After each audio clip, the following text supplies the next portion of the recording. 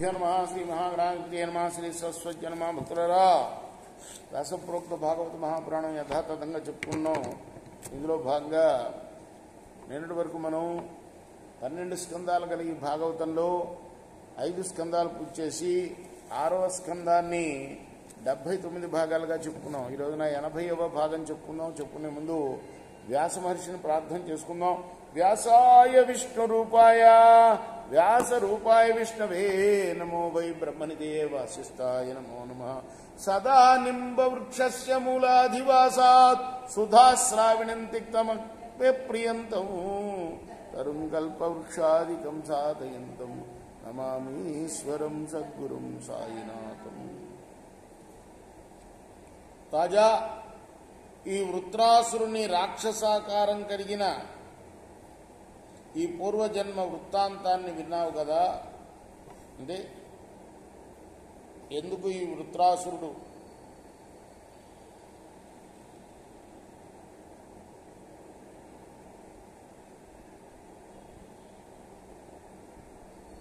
జన్మించాడు? అంతకుముందు వీడు చిత్రకేతుడు త్వష్ట ప్రజాపతి చేస్తున్న యజ్ఞంలో నుంచి ఈ చిత్రకేతుడే, అంటే శాపం పొందిన చిత్రకేతుడు. ఎందుకు శాపం? అమ్మవారి శాపం, పార్వతీదేవి శాపం చెప్పుకున్నాం కదా. ఆ శాపం వల్ల ఈ చిత్రకేతుడు ప్రజాపతి చేస్తున్న యజ్ఞంలో, త్వష్ట అనే ప్రజాపతి చేస్తున్న యజ్ఞంలో వృత్రాసురుడుగా జన్మించిన కథ విన్నావు కదా రాజా. పరీక్షన్ మహారాజా సుఖయోగి చెబుతున్నాడు. ఈ కారణం వల్ల విద్యాధర చక్రవర్తి అయిన చిత్రకేతునికి రాక్షస జన్మ లభించిందయ్యా. మహాపుణ్యవంతుడైన చిత్రకేతుని పవిత్ర చరిత్రాన్ని భక్తితో చదివిన వారికి, ఆలకించిన వారికి పాపాలన్నీ పటాపంచలైపోతాయి, దూది పింజల్లాగా చెదిరిపోతాయి, సమస్త వైభవాలు సంప్రాప్తం అవుతాయి, కోరిన కోరికలు నెరవేరుతాయి. అటువంటి వారు నిర్మల హృదయులై, నిత్య సత్యవ్రతులై, నిరస్త కల్మషులై, బంధువులతో, మిత్రులతో, పుత్రులతో, పౌత్రులతో కూడిన వారై అపార సౌఖ్యాలను అనుభవిస్తారు. ఇదేంటిది? ఫలశ్రుతి. ఇది వదిలేశం ఇంత ముందు రోజు మనం చదివినప్పుడు. ఈ కాస్త చదువుకుంటే అది అయిపోయేది ఆ చరిత్ర, చిత్రకేతు చరిత్ర. చిత్రకేతోపాఖ్యానం పూర్తి అయింది. పరీక్షన్ మహారాజా వింటున్నావుగా. నీకు త్వష్ట అనే ప్రజాపతి వంశాన్ని వివరించాను. అటు తర్వాత సూర్యవంశాన్ని వినిపిస్తాను విను. అదితికి జన్మించిన 12 మంది ఆదిత్యుల్లో దితి, అతిథి అని 2 భార్యలు కదా కశ్యప ప్రజాపతికి. అందులో అదితికి జన్మించిన వాళ్ళు 12 మందిని ఆదిత్యులు అంటారు. వీళ్లలో 5వ వాడి పేరు సవిత. అతడు పృష్ణ అనే అమ్మాయిని పెళ్ళాడాడు. ఆమె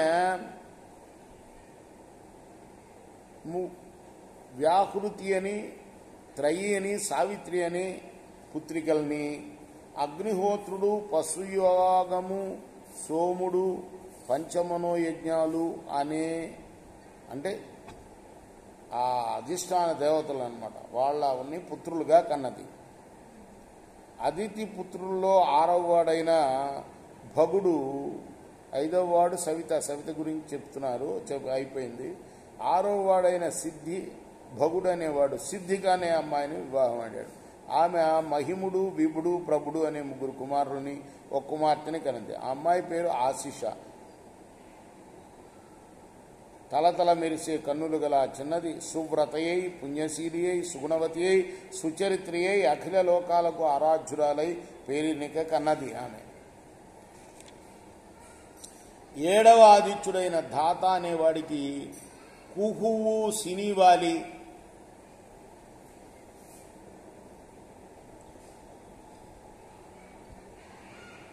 రాక, అనుమతి అనే 4 భార్యలు ఈ ధాత అనేవాడి. కుహు, సినివాలి అనే పేర్లు అక్కడక్కడ వస్తాయి. ఏంటంటే కుహు అంటే అమావాస్యకి అభిమాన దేవత, అధిష్టాన దేవత. సినివాలి చతుర్దశికి, అది కృష్ణ చతుర్దశి, అమావాస్య ముందు వచ్చే అధిష్టాన దేవత అన్నమాట. వీళ్ళు పుట్టారు, ఈ 4 భార్యలు. పుట్టడం కాదు, వీడికి, ఎవరికి? ధాత అనేవాడికి, 7వ ఆదిత్యుడికి.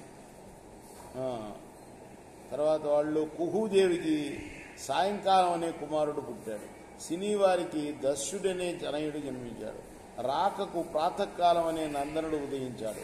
అనుమతికి పూర్ణిమాఖ్యుడైన పుత్రుడు పుట్టాడు. 8వ ఆదిత్యుడి పేరు విధాత. అతని భార్య పేరు క్రియ. ఆమె పురుషాదులైన అగ్నులను ప్రసవించింది. 9వ ఆదిత్యుడికి వరుణుడు చర్షిణి అనే ఆమెను వివాహం ఆడాడు. 9వ ఆదిత్యుడు పేరు వరుణుడు, చర్షిణి అనే ఆమెను వివాహం ఆడాడు. ఈ దంపతులకు పూర్వ బ్రహ్మపుత్రుడైన భృగువు, వాల్మీకి సంభవుడైన వాల్మీకి పుత్రులయ్యారు.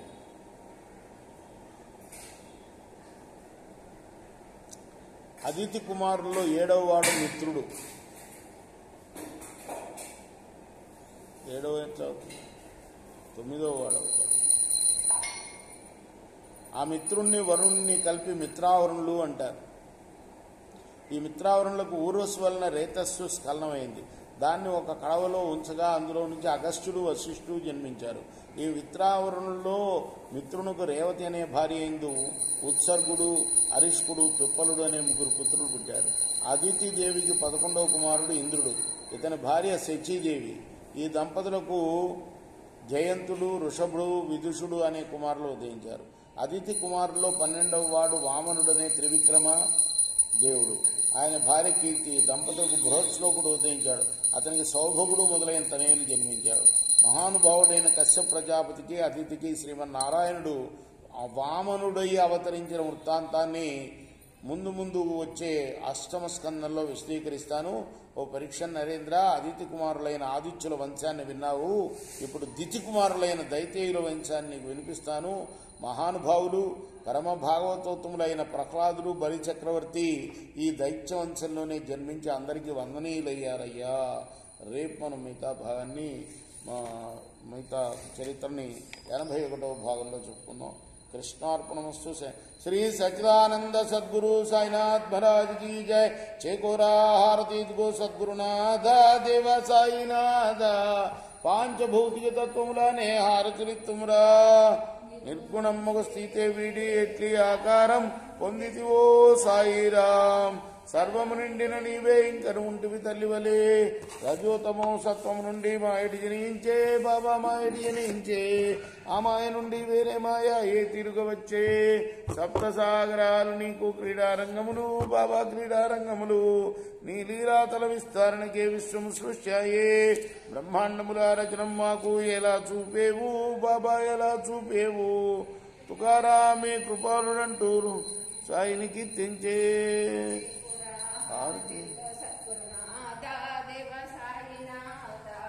పాంచభౌతిక తత్వములనే హారతి